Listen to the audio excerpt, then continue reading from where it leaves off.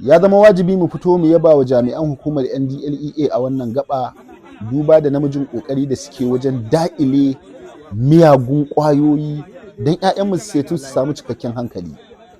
Babu shakka wannan aiki da kuka yi na shiga har cikin gona ku tuttumɓuke wannan shuka ta taba wiwi abu ne wanda ya kamata a yi alfahari da ku kuma a yaba muku.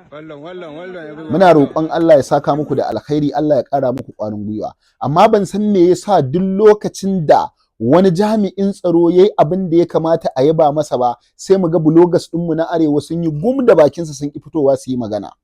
Amma duk jami'in da ya yi kuskure na karɓar cin hanci da rashawa ko kuma na aikata wani abin da yake ba daidai ba, yanzu za ka ga an fara kafe shi ana bayani a kansa. So ya kamata mu zama masu adalci, idan mutum ya yi abu na kwarai a faɗi cewar ya yi abu na kwarai, in ya yi na kuskure kuma a faɗi cewar ya yi na kuskure. Babu shakka idan da muna yaba jami'an tsaron mu za mu ƙara musu ƙwarin gwiwa wajen su zage su tsaya su yi aikin su a bisa gaskiya. Duk da muna da masaniyar cewar gwamnati ba ta ba su cikakken albashin da ya kamata a ce an ba su wanda za su kula da kansu, wanda zai hana su karɓar irin wannan cin hanci da rashawan.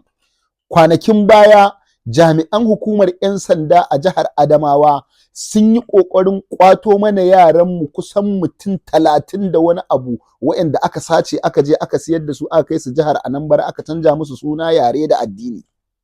Amma babu wani mutum bloggers da ya fito ya yaba waɗannan 'yan sanda ya ce sun yi abin kyautawa, sun yi abin kirki.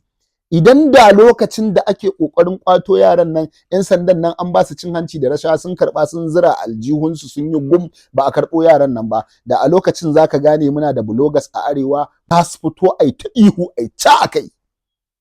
Yana da kyau in mutum ya yi abin ƙwarai a yaba masa, ko da kuwa aikinsa ne ya yi ya sauke.